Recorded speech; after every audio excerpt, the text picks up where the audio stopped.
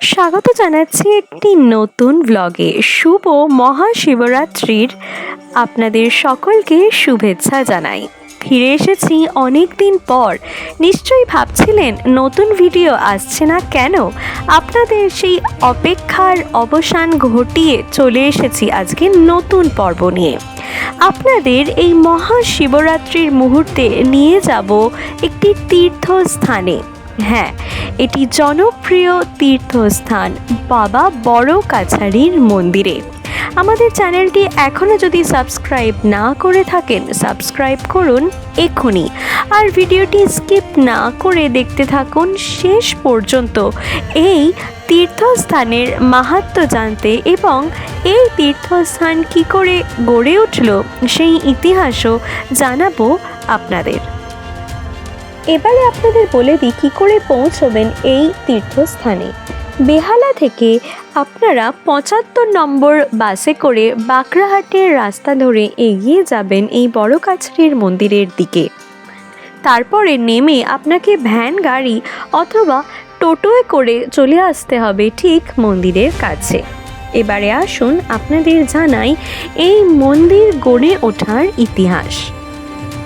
বাবা বড় কাছারির মন্দির হলো গ্রাম বাংলার লৌকিক ধ্যান ধারণা ও বিশ্বাসে প্রতিষ্ঠা পাওয়া হিন্দুদের পূজার স্থান। পরমেশ্বর শিব এখানে পূজিত হন। বর্তমানে একটি স্থানীয় মানুষের গ্রামীণ জীবনচর্চায় এক বিশেষ স্থান অর্জন করে নিয়েছে এই মন্দির।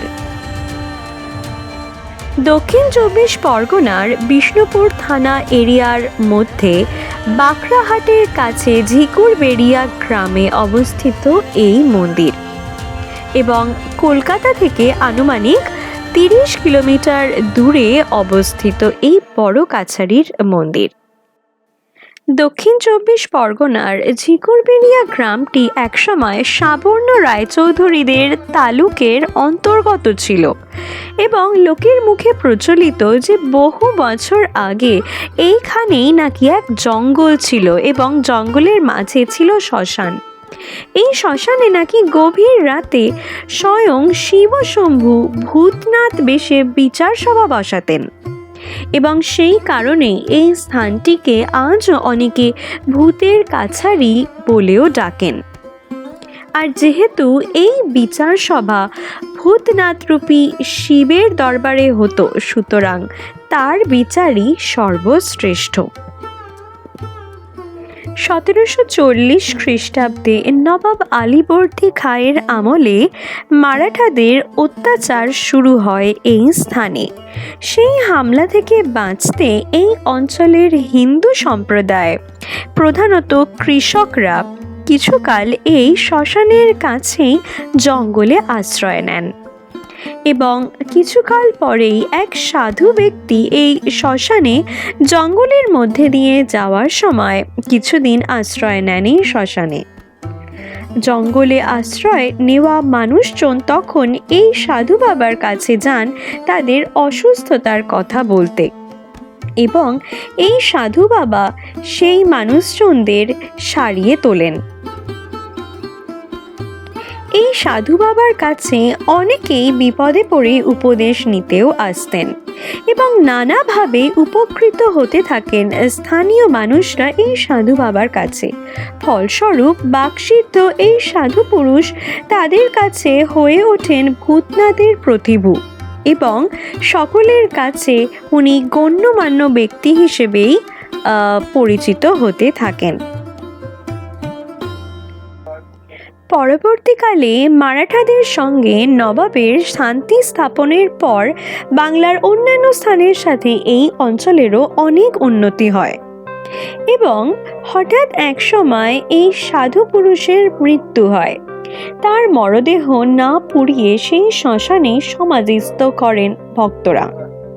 পরে এই সমাধিক্ষেত্র হয়ে ওঠে এক পূজার স্থান, অর্থাৎ এই সমাধিক্ষেত্রে প্রথমে এক অশ্বত্থ গাছের জন্ম হয়।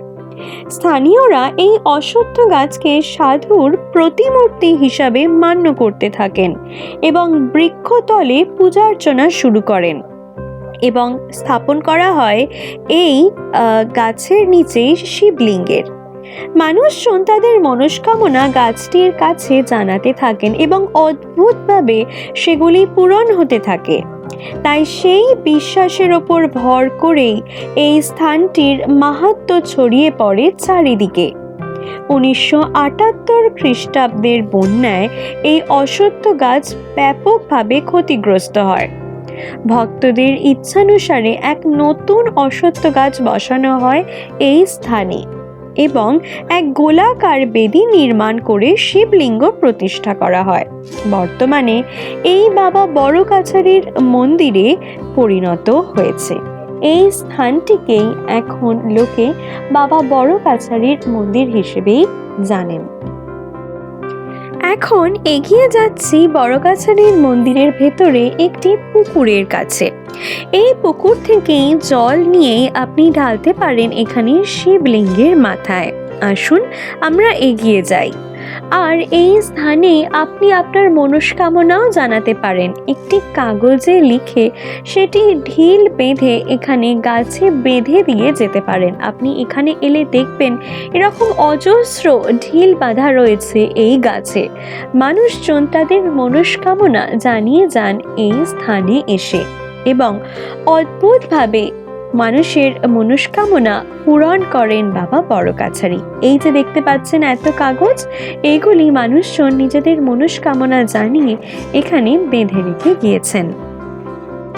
মন্দিরের ঠিক ভেতরে এখানে ভিডিওগ্রাফি অ্যালাউ নয়, তাই দূর থেকেই ফটো তুলেছি। এখানে এলে আপনি কি দেখতে পাবেন, এইখানে বড় কাছারির মন্দির, এই যে গোলাকার স্থানটি দেখছেন, এর ভেতরে রয়েছে অশ্বত্থ গাছ এবং এই অশ্বত্থ গাছের গোড়ায় রয়েছে শিবলিঙ্গ। এই যে স্থানটি রয়েছে এর ভেতরেই রয়েছে মহাদেব। দেখুন সুন্দর একটি মহাদেবের মূর্তিও এখানে আমরা দেখতে পাচ্ছি। এখনও আমাদের এই চ্যানেলটি যদি সাবস্ক্রাইব না করে থাকেন, সাবস্ক্রাইব করুন এখনই এবং আরও সুন্দর সুন্দর ভিডিওর জন্য চোখ রাখুন আমাদের চ্যানেলে। আর হ্যাঁ, আমাদের বারাণসী সিরিজ কিন্তু এখনও চলছে। বারাণসীর এখনও অনেকগুলি জায়গা বাকি রয়েছে আপনাদের ঘুরে দেখাবো সেগুলো। তার সাথে লোকাল যে সমস্ত স্থান রয়েছে একদিনে আপনি ঘুরে আসতে পারেন সেই রকম অনেক স্থানের খোঁজও দেব আপনাদের। তার সঙ্গে মাঝে মাঝে তীর্থস্থানেও দর্শন করাবো আপনাদের। সঙ্গে থাকুন, দেখতে থাকুন, সাবস্ক্রাইব করুন আমাদের এই চ্যানেল, বন্ধুদের সাথে শেয়ার করুন আর অবশ্যই লাইক করুন। দেখতে থাকুন।